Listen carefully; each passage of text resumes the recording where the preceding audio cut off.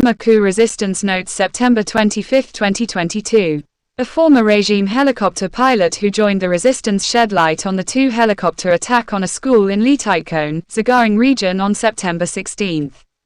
Captain Zay Thu Aung says the pilots could not have mistaken that there were children at the school, and that both rockets and machine guns were fired into the school and a monastery through their roofs for a full hour, killing 11 elementary school children and wounding more than that. Thus, it wasn't a case of stray bullets, but a deliberate massacre of children by the regime. Captain Zay Thu Aung also says the junta doesn't dare conduct its helicopter-borne surprise attacks on ethnic armies, who would be able to defend against them, but only on unarmed civilian communities and places protected only by civilian PDFs. From his military perspective, the PDFs are less effective because they operate individually, and need to be coordinated under a broader chain of command. A member of the junta inner circle was assassinated yesterday. Retired Brigadier General Aung Thuyn, a mentor of junta vice dictator So Win, and his son-in-law were shot to death by an urban guerrilla group.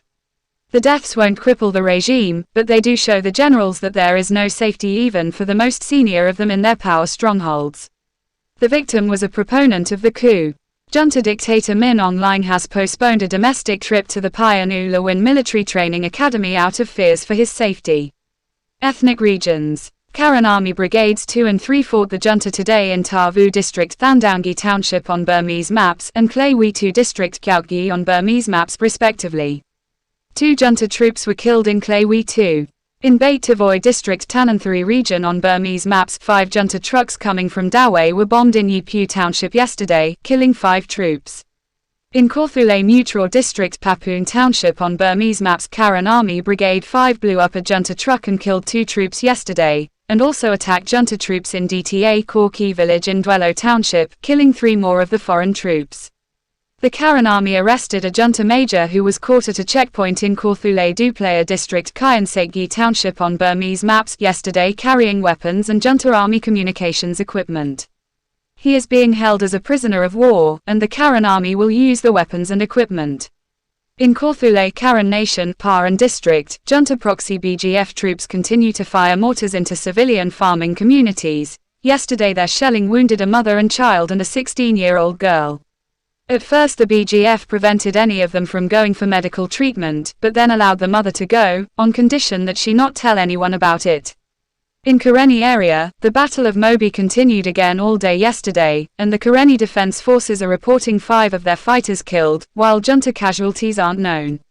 The fighting, which took place in heavy seasonal rains, was reported to be heavy. The Karenni forces are requesting donations from the public to supply the necessary ammunition to continue to hold off the invaders.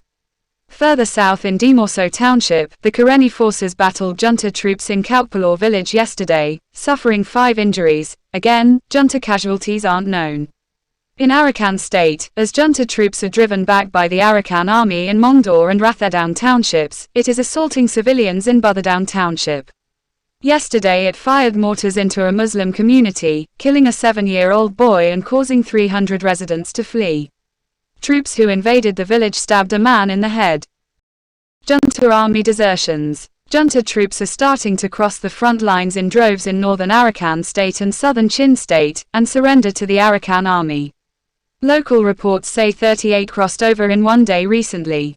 The AA has a number of junta camps cut off and is starving them out, in addition to which the AA has been attacking and capturing junta camps with heavy junta losses.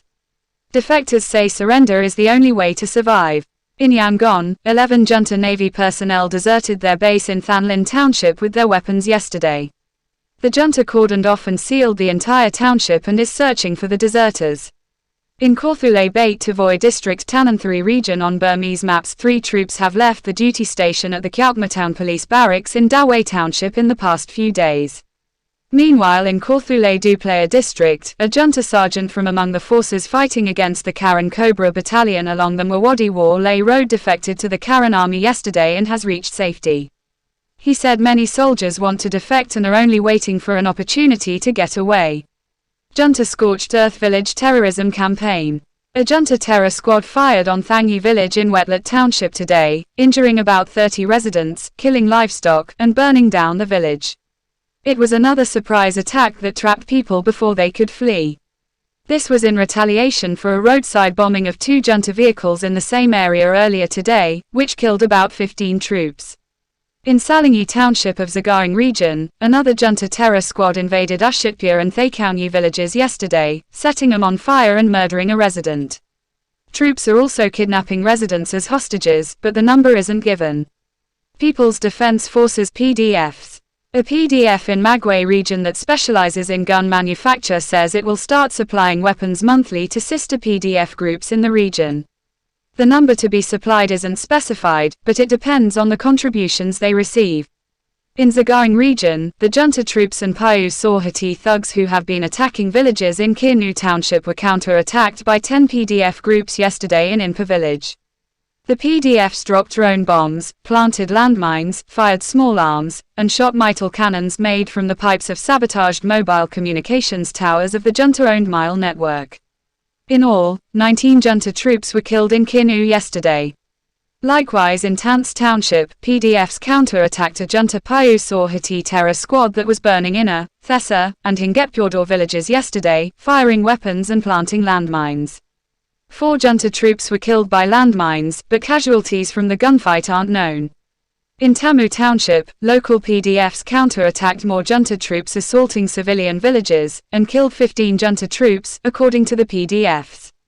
Another PDF in Shongu township bombed 2 junta trucks carrying about 40 troops yesterday, damaging both vehicles. Casualties aren't known yet.